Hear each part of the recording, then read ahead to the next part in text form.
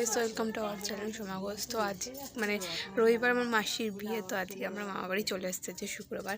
তো প্যান্ডেলের সব হয়ে গেছে, চলো দেখিনি। পুরো প্যান্ডেল হয়ে গেছে, ওপরটা ভীষণ সুন্দর হয়েছে।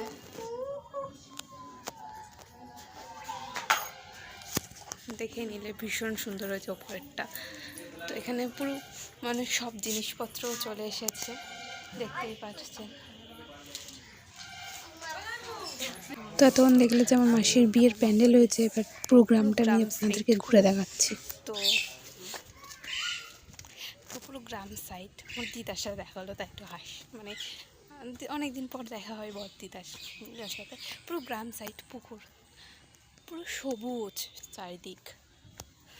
চলো